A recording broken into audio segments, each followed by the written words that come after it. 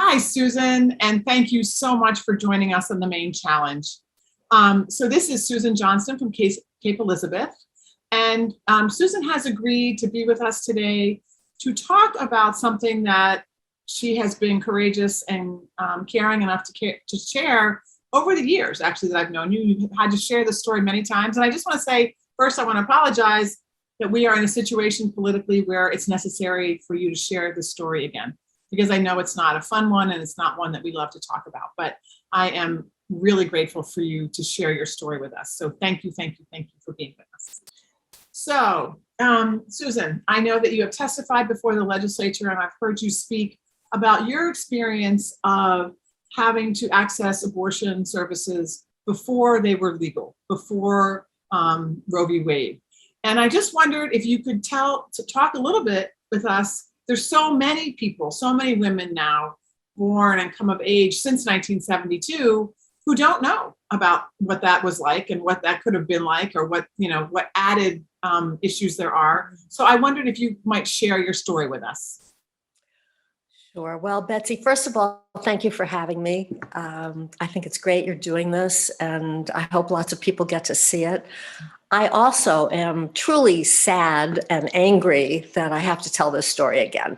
It wasn't a fun story to begin with, and it hasn't gotten any better over the years. And I keep thinking, maybe this is it. Maybe this is it. Maybe we are in a place now where women will be protected, not from that they need to be protected, but that our rights will be protected. That's what I mean to say, as women, as girls and as women.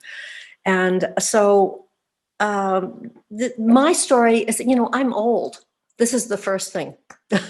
So there aren't a lot of us left, in a way, who went through this. So I was 17 when basically my world turned upside down. That was in 1963, which is long before Roe v. Wade. Not only was abortion not legal, birth control was not legal. And this is something that I find really, that most people do not know. They just always thought that birth control was available and legal. The birth control pill wasn't even invented then. So what was available in terms of birth control were condoms. Mm-hmm. And you had to go to the drugstore and buy condoms. Well, what 17-year-old girl is going to go to the drugstore? All the pharmacists were men, for one thing, and ask for a condom. I mean, this is just, it's not. And most of them were local, right? And so your parents, right. Everybody knew the pharmacy. Everybody would know. Yeah, everybody would know. And this was already so loaded if you were thinking about having sex at that age, unmarried, in high school. Where would you go? Mm-hmm. So the boys, it became a thing. And I know about this because I had two brothers too. They would get condoms and then they would carry those condoms in their wallets. And it made like a little circle on the back of the wallet. Mm-hmm.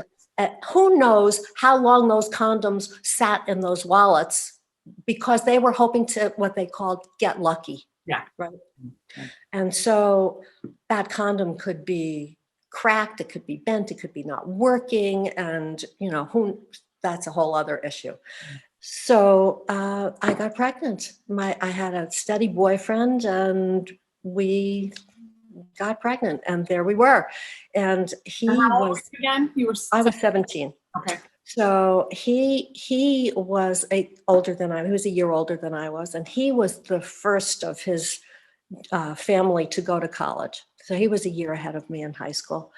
And so when I realized I was pregnant, I called him, and that's a whole other story, how I found out, because I went to my family doctor, and he was so upset. And I didn't know him because my parents had just moved from Long Island to New Jersey. I didn't know a soul there. It was the day after I graduated from high school that we'd moved. I had no friends. I had nobody. I was really alone. And I went to see him, and he gave me a shot, something. I have no idea what. And he said, "This will bring on your period." And so I was standing in a deli in New Jersey, and I passed out. And I just, in front of all these people, I just slid down to the floor, and I woke up, and there were all these feet around me and legs around me. And I got up, and I thought, okay, this is it. I got my period now. Everything is fine and we're all good. And so I went off to school and I didn't say anything to anybody. And then he called me. He was a good man. And he called me and he said, I'm concerned. I want you to go and have a pregnancy test. There were no at-home drugstore pregnancy tests. I had to go to the hospital in Connecticut and get a pregnancy test. And here I am, unmarried, the whole nightmare of that. It took a week to get the results. It used to be called a rabbit test. And, I've never told this part of the story before, but it's really on my mind about everything that I went through. And so I then, he called and he said, the test is positive. You are still pregnant. So at this point, I was a little further along too, Right. Yeah. I was beyond 6 weeks. I am now in in that space, right? So it takes a while sometimes to figure out that you're pregnant, considering what's going on. Let's pause for a second. So family doctor, going to college, you have to go to the hospital. You can't even call there's no cell phones to call your boyfriend on, text message, no privacy. Nothing. All of that, it's almost unfathomable. It really is. And I want young people now to understand what happened then, how different things were, how far we've come, really. Really. And so, I called my boyfriend and he was a really good guy. And he said, we'll get married. And I thought, okay, that's what you do, And so he drove down. He was about 7 hours away, but he had a car and he drove down. He got me and we went to his parents and we told them. And oh my God, they were so sweet, but they were heartbroken. I could see, because he'd have to quit school and he was going to work with his dad had a soda route delivery thing. And so, his mom hugged me and she said, well, this is all very sad. And I thought, this is supposed to be a happy time and no one's happy, at least of all me. So he and I then left there and drove to New Jersey to my parents' house. And so I rang the doorbell. I didn't have the presence of mind on the key. And my mother opened the door and she saw us standing there and she closed the door in my face. She knew. And there we were standing outside in the dark. And I knocked again. I rang the bell again. And then my father opened the door and he said, come in, and so we came in and then we told them, and my mother was hysterical. She just said, get out. You're such a disappointment to me, get out. And she basically threw me out. My father did not. And so he then got my mother, sort of calmed her down a little bit and took her upstairs and put her in the bedroom and closed the door. And he came back down and then the three of us talked for half an hour or so. And then my boyfriend left. And then there I was at my parents' house with my mother not speaking to me. So a few days went by and I had a bit of depression to begin with. And I just thought, I will kill myself. There is no way out of this. The shame is too great. No one can say anything. I have ruined my boyfriend's life, his parents' life, my parents' life, my life. There's no answer. I will just kill myself. And my mother sort of then suddenly noticed. I think she really felt what I was feeling. And so she came and talked to me. And she said, well, what do you want to do? And I said, I don't know. What are the options? And so we talked about adoption. And I felt that I would be so bereft that I would then have this tortured life of not knowing what happened. And I would then, that just I couldn't wrap myself around that. That was a very hard process too, then. Those were the choices, really, is adoption or have the baby. And I thought, I can't do that. I could run away and have the baby and try to manage somewhere else, but I didn't know what to do about that either. So then the thought of not having it Nobody ever said the word abortion, but not having it was another option. And so my mother, I had no idea that this existed back in 1963, a network of women who helped each other. And my mother went to a neighbor and said that she was pregnant because it was too shameful to have a teenage daughter who was pregnant, you know. And the woman knew someone who knew someone who knew someone. It was like this trail. And they came up with the name of a doctor in Pennsylvania who would perform abortions. And the story then had been that because his daughter had died. I later found out that that is not true. His name was Robert Spencer. I only found this out about a year ago. I had no idea of his name or where he was. And I found it out because there was an editorial in the Los Angeles Times that I happened to read about a writer whose girlfriend who had a botched abortion and had tried to see Dr. Spencer. And he described the street in Pennsylvania and the town and all this. And I thought, oh my gosh, this is where I went. And I had blanked out any memory of the whole experience. And so then I went to see, so then my father drove me to Dr. Spencer, and it was one of those little town, a coal mining town, and he'd been there for years, and there were so many poor people, and he did abortions because the women all had 4 and 5 children already and couldn't manage. And he felt like he would help, that this is what they needed, and so that's what he did. And he was also the regular family doctor in town. Right. He did both. He did everything. And when I went there, I didn't remember anything about it except that I said to him, will you promise me that I can have children someday? And he said, I promise you, you will have your life and you will have a baby when you are ready. And then I went to sleep and I woke up in a room with another young girl, and I threw up, and my father came in and they gave me some antibiotics, I think, some pills, and he drove me back to school in Connecticut, and he and I never spoke of it again. That was it. My parents, we never uttered the word abortion or spoke of it, and they both lived into their 90s. And this was a silence in my family that I carried for so many years. And so maybe this is why I talk about it now, because if I could help someone else or Right. tell this story now. So that's what happened. And, you know, I feel that, I didn't tell the one other part about the birth control, that after the abortion, I was living in New York City and I was now 20 and there was still no birth control. And then the pill was invented, and I went to the original Margaret Sanger Clinic on the Lower East Side, and the Congress passed a law that said married women could have birth control. It was legal. What about the rest of us? Yeah. You know, right. And so I went to the Margaret Sanger Clinic, and the nurse said to me, you're engaged, right? And I just looked at her and it was like, wink, wink. And I thought, yeah, I'm definitely engaged. I do a lot of things. Of course, why not? I'm engaged. But I went there out of the feeling that I would never wanted to be in that position again. I wanted to be in control of my own reproductive situation. And your life. So, yeah, and my life, right. And I could determine what and when to do.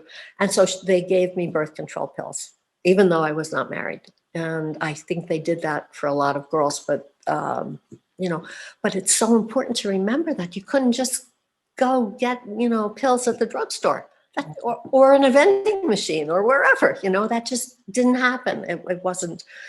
So, now I'm 76 now, and a lot of the women from my generation did not survive. And they died from illegal abortions. And, I feel like I'm their voice now. I stand on their shoulders. And, we cannot go back. We just cannot go back to this. And people say, well, abortion will be safer. Even if it's illegal, women won't die. Well, some will. They just will. And then there's the whole stigma that you have to live through of having had an abortion where you can't tell anyone. And Silence that you had to have, that you had to keep for so long. Yeah. I kept for so long. I kept the secret. And although I began, not with my parents, but I began talking about it. I remember when my daughter was at Wellesley, we went to a demonstration, a women's march kind of thing. And I struck up a conversation with some of the other girls. I said, have you ever considered what it was like before birth control? No, they hadn't. And, because it was just, it's always there. And it, that could be the next thing. What if the legislature decides, right, let's go back to the rhythm method? Right. We know how well that works, Right. So where does that leave us? Yeah. So I'm hoping that I don't have to keep telling this story because I want people to hear it. And on the other hand, I want to get past this point of where it's even a question. Why should it be a question? Why isn't every woman given the right or take the right to decide what happens to her body, make her choice, what she's doing with her life, her family, her sexuality, and not just women, men too. Why shouldn't we all have that right? Okay. So that's why I'm telling my story again. And I'm glad that you're doing the show and listening and you do good work, Betsy. You do really good work. That's so important. And I think, because I think for so many people, they don't know what's at stake, or, we don't even remember, or we don't know, we don't hear those stories because so many people, didn't speak about it because they couldn't, because it wasn't safe to do it. And I think, when I think about your story, there's so many elements in there that are so relatable now. And so the hard parts were, having your mother shut the door in your face, and yet you ultimately had the support of your family, or the help of your family anyway, and your boyfriend. And there's so many additional stories of people who didn't have either of those things and got on a bus or, to Mexico by themselves, and, just raising the money to do this, figuring out where you got the money, like all of this, there absolutely was so many parts of that. But here's the silver lining that I heard was that I'd love to hear that. Well, I mean, not for your life, but I do love the idea that women network with each other to make things happen. And so all I want to say is that we need to network right now to ensure that we are never in this position again. That we and I think we have been so believing that this was a right that was never going to go anywhere. I think that's a lot for my conversations with young people. It's like, we are, you guys, you are hysterical. All of you are hysterical thinking that this is going to go away. And, I feel like you, since 1972, we have been fighting to preserve this right, whether it's the tinkering of it on the edges or the actual right. And we've been called hysterical and, overly dramatic and all of those things. And yet here we stand on the precipice of the Supreme Court undoing this thing, which, as you know more personally than anybody, could be a devastating thing. And all of the things, if you're low income, there's just no access. There's currently difficult access, but if it became illegal, and as we see what's happening in Texas, some women are able to go across the border. Some women are able to leave their job for 3 days. Some women are not. And so and they're being forced to have children against their will. Absolutely. Rich people will be able to get abortions. I mean, that's especially rich white people, but so many others will just be shut out of that choice. And I can hardly believe it, but I can believe it because even when Roe v. Wade was passed, I thought, oh, this is too tentative. It's got all these little things attached to it that can be challenged all the time. It needs to be law. It needs to be part of our law, not left up to the courts. Yes. They just need a law that says abortion is legal and that birth control is legal and that reproductive choice is up to the person and their doctor or their partner, whoever, but not up to the government, not up to the courts, not up to other people who think it's wrong. It's not their choice. It's my choice. It's your choice. And I did love that all the women came together then secretly. They had to do it secretly. Let's do it out in the open now. Right. There's power in that network. You know. Absolutely. So. I want to ask you one question, Sure. one final question, which is, so tell me how you feel about Senator Collins promising us all during the campaign and during Kavanaugh that he would never undo this, he would never undo precedents, and that she would support it. And so now she doesn't. So now here's the Supreme Court that we have because of her, but there's also the Reproductive Freedom Act, which she has said she will not support. So tell me how you feel about that. Well, I'm furious, for one thing. For another thing, I worked very hard during the Kavanaugh situation. I went to Washington twice where I had appointments with her. She did not show up for either one. She canceled both of them. And because she didn't have the nerve to face me, is what I felt. And I think she is two-faced. And I'm so angry. I don't understand how she can, on one side, say, oh, I'm pro-choice, and on the other side, find some little technicality why she can't support this. Mm-hmm. And Kavanaugh, I sat in on a Kavanaugh hearing. Mm-hmm. He was clearly lying. I was sitting 15 feet behind him, and his neck would get redder and redder, and he was just not telling the truth. It was so clear. And so I can't excuse her for that. And I can't excuse her for so many other things. And I wish that she had lost.